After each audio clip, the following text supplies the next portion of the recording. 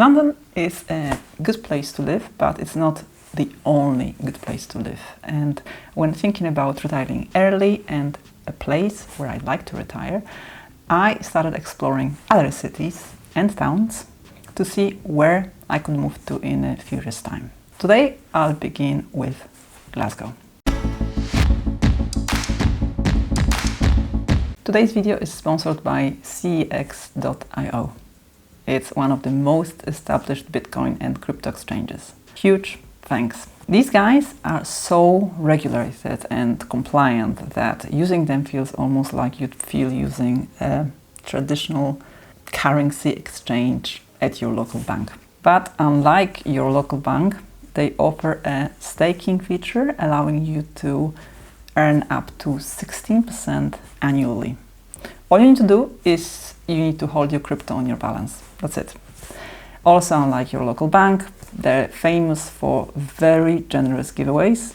And right now you can win $3,000 worth of Solana. If you're up for it, you can find all the relevant links in the description of this video. I wasn't born in London and I never dreamed of coming specifically to London, which means I cannot relate to what I call London snobbery, expressed mostly in comparison to the rest of the UK. You know, stuff like, it's the best city in the world, why would you ever want to live anywhere else? These are the things I can hear but only smile at. There are cities that offer much higher quality of life than London. If you ever followed the Monocle's top cities to live in index, you'll know that London never ranks high on it. And as much as I'm glad and grateful to be here, I can easily see myself living somewhere else. Just because it's a good place doesn't mean it's a good place for me forever. So I started visiting potential candidates, sometimes with them, sometimes on my own, for a better city. All in the UK and all that made it through my human-friendly city checklist. Here's how Mr. Money Mustache, one of the fire bloggers in North America, describes his human-friendly city. The ultimate human-friendly city, in my own view, is one with a population between 50,000 and 200,000 in a compact and bikeable footprint, separated from neighboring cities by actual cows and fields, as opposed to the fake cities that exist by the dozen on the sides of giant cities. Denver has Lakewood, Englewood, Centennial, Aurora, Westminster, and a bunch of other silly non-cities attached to it. It should all just be called Denver. But you have to drive for some time and pass a number of different crops and animals before you reach the distinct cities of Boulder and Longmont, for example. This distinct city status ensures that you'll have everything you need right in your own town. And yet, you'll be able to hit the streets and very quickly end up in the country soaking up open vistas and black starry skies, even without resorting to car transportation. Your cell phone will have data access, FedEx will deliver your Amazon packages efficiently, but yet you'll never find yourself paying to enter a parking garage or waiting in an endless line for a restaurant. There is space for everyone in these person-friendly cities. What do you think? How close is it to your ideal of a city you'd like to live in? By the way, if you're into city planning, this is a great book that I can recommend you. It's a light read, nothing you'd need a PhD in landscape planning to understand. My human-friendly city checklist was a modified version of Mr. Money Mustache's vision. I personally don't pay so much attention to the city's size or if it's separated by cows and fields, but I do care about these things. Affordable housing. Ideally, I'd like to be able to live mortgage-free after selling this house. Culture. Anything like music, museums, galleries, universities, libraries. That's what I'd throw into this category. Decent transport. Ideally, I want to be able to live without a car and cycle locally. That's my ideal. I don't want to drive. Then international airport nearby. I will need to travel to see my family back in Poland and travel abroad from time to time, so that is essential. Another thing is easily accessible great outdoors. So anything, seaside, mountains, lakes, places for hiking. I'm not too fussy as long as I can get away from time to time, and ideally, just like Mr. Man Mustache mentioned, without using a car. Decent city parks. I wouldn't live in a city without parks, full stop. And decent connection to London by train. Some of my friends still live in London, plus it's just good to be able to see an old theatre play or art exhibition in the capital. It's quite a long list, but I don't want to move somewhere that won't suit my lifestyle. There is something like a better city for you, for me.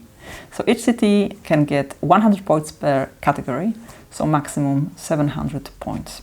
The beauty of having a list like this is that you can eliminate many places without even seeing them. You just basically save plenty of time. Glasgow made it through the list initially and after a short visit. Alright, let's have a little break for a few words about the sponsor of this video. Cex.io have a 50% off for British pound deposits and pretty much all the crypto you've ever heard of, and those you haven't heard of too. You're into apps? They have them for both iPhones and Android phones. You prefer a web version? Not a biggie, they have that too. Check them out, I think they're pretty good at what they do, and you can find all the relevant links under this video. So my first impression of Glasgow, amazing architecture. The city is filled with beautiful buildings and has a very European feel. There are squares similar to those I remember seeing in Spain, and the grid layout of the city center makes it extremely easy to navigate. People are very, very friendly. When we were out walking, Adam lost his wallet, and we spoke to a barber near the place where we thought somebody could have found it and handed it in. And the guy was so keen to help. I mean, offering to take Adam's phone number and call him just in case if anybody did hand it in. So that was quite nice. But what's better, somebody actually did find Adam's wallet and returned it to our hotel. After finding the hotel key inside the wallet, we were not even close to the hotel. Somebody had to walk all the way to return that wallet. Super kind. Other impressions? Okay, the drinking culture in Scotland is on another level. We arrived at 7:30 p.m. on a Friday, and there were already plenty of pretty drunk people about. I didn't know there's a curfew in Scotland that I think you cannot buy alcohol in a pub or a restaurant after 10 p.m. So I think that curfew makes people start drinking quite early. And then, of course, is the weather. Oh my god. Okay, I was certain everybody exaggerated when they talked about Glasgow's rain, but let me tell you something. I've had my umbrella for years. It's windproof and whatnot, but in Glasgow it started leaking. Heavily leaking. Like, there's no point in even carrying the umbrella kind of leaking.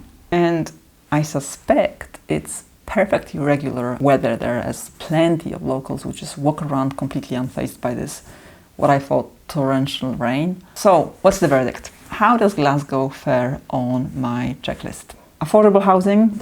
I can easily find a house costing less than 250k, which is within a 3-mile radius of the city centre. And that's good enough for me. So 100 points.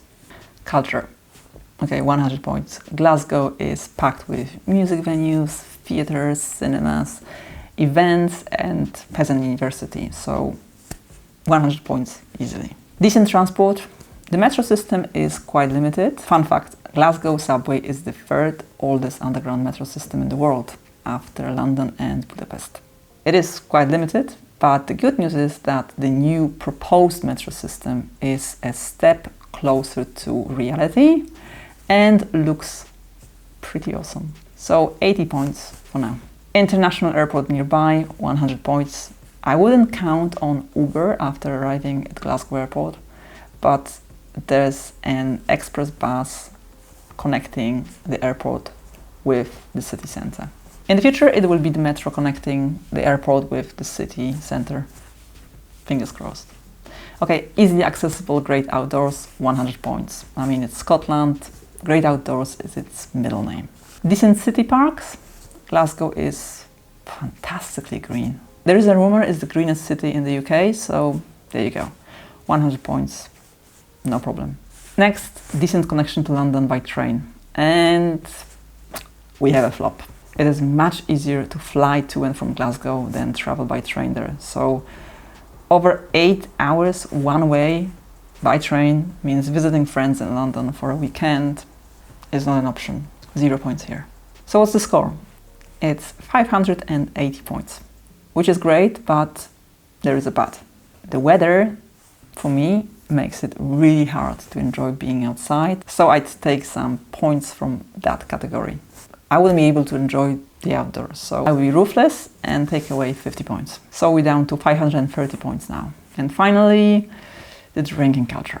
I think that it was far too big for me to let it be. It's nothing to do with points, but my personal preference is not to live somewhere where I witness so much heavy drinking. When Eden told a friend of his we were traveling to Glasgow to see what it would be like to move there, he heard this. Glasgow, it has always had a heroin addiction and knife crime problem, and the weather is just shit. So yeah, so much of the glory of Glasgow. What do you think? Have you ever lived in Glasgow? Do you live in Glasgow? Would you move there? Would you consider it as a place to move to when you retire?